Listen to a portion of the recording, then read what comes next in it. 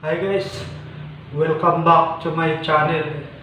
Guys, kung bago ka pa lang sa channel ko, paki-subscribe na lang sa baba at paki-press na lang sa notification bell para lagi kayong updated sa mga video ko.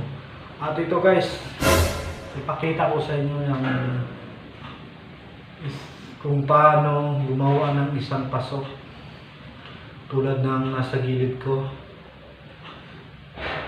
Kaya guys, ito guys, napakaganda gagawin.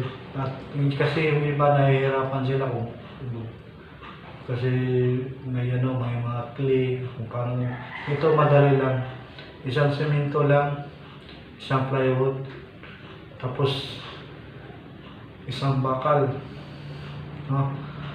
Tapos magawa na kayo ng isang mga katulad ng nakita ko sa inyo. Ito. Kaya yun guys, ipakita ko na yun sa inyo ng paso na yun at kung anong mga halaman na ilagay nyo sa isang paso na yun. Wala kayong mga halaman na binabanggit ko sa video, maghanap kayo dyan sa mga gilid o mahingi na lang sa kapitbahay. So guys, ito na. At ito yung paso na yan.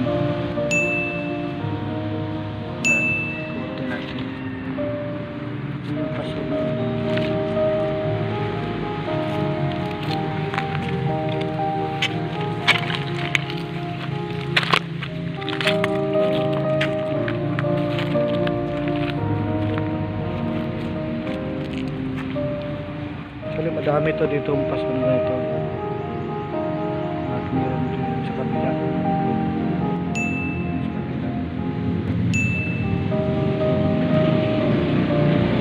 Kung meron kayong mga halaman na ganito,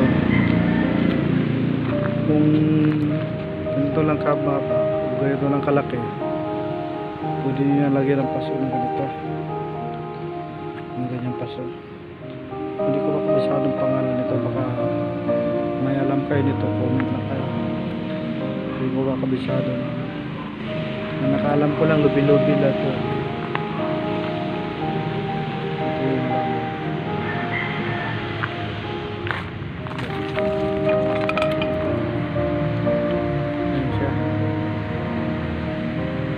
Nang ilatarin ito lang na ito ilagay sa hallway nyo, sa gilid ng hallway sa bahay. Kung wala kayong mga ganito, pwede nyo lagyan ng isang bambilya na bulaklak. Gagawin nyo lang sa bambilya, huwag nyo pakalatin, titrim nyo lang, tatalian nyo lang. Kaya mamaya ipakita ko sa inyo.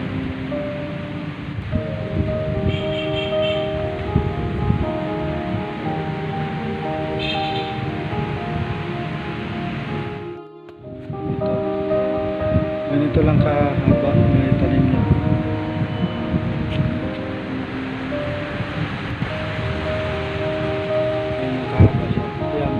Pasaw niya. Alam niyo kung nakikita niyo sa giliran ko, yung pasaw na yung lagyan ng ulan.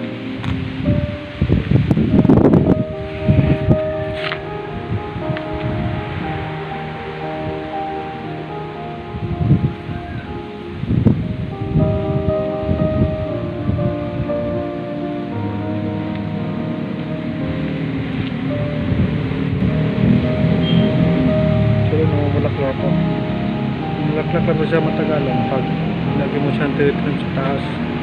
Basta huwag mo lang ng kalbuin ng pagbuin ng tubig.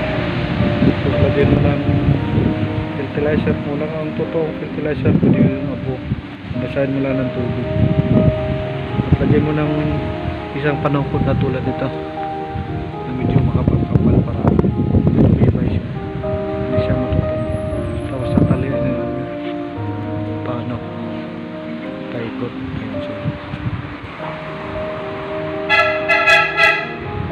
Kung wala kayong buwambilya, magkuha kayo ng kawayan na ganito.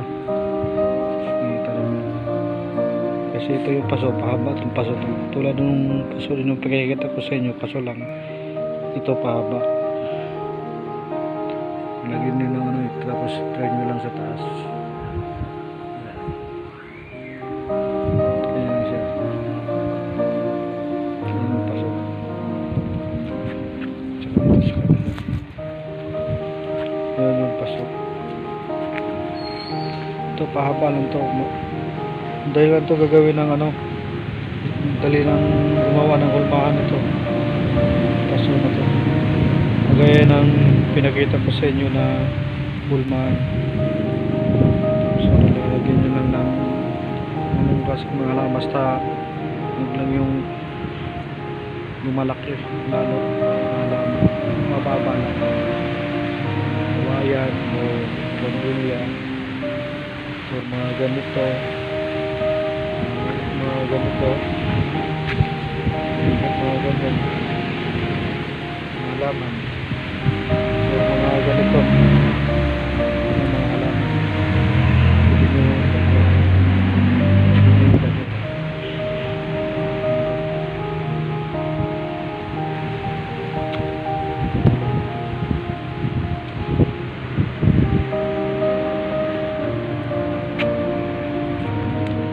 ito, kung meron kayong mga ganito, alam ko madami ito sa mga tabing ilog sa probinsya. Ito makukuha lang ito.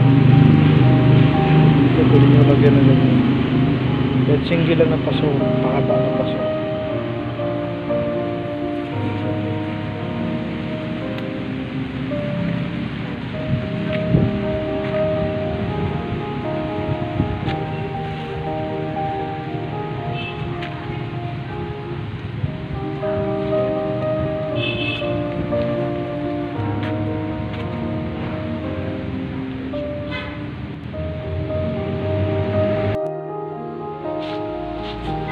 Isang uri ng hulmahan sa paso na ginagawa ko nung nakaraan. Yun yung nasa loob at ito yung nasa labas.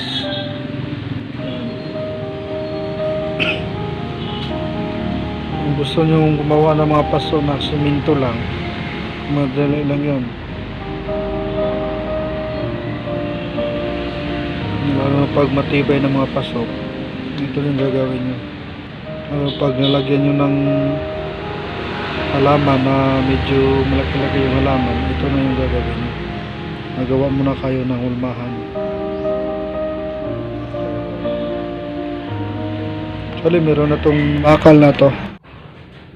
Alam nyo guys, meron akong content pahabol sa inyo.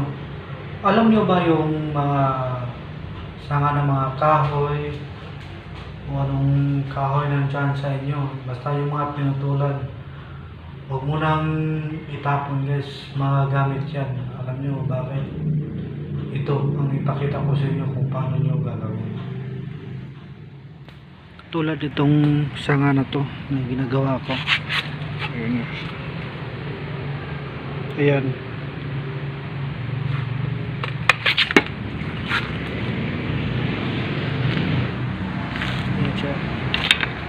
Alagay nyo ng mga buti-buti na meron kayo dyan sa bahay nyo, tapos pipinturahan nyo, tapos lagay nyo itong mga halaman sa loob, tapos isasabit nyo.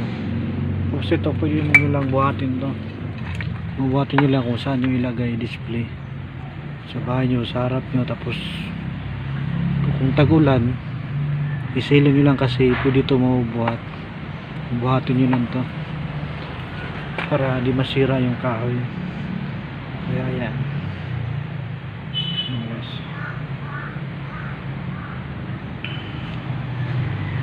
Madali lang to, no?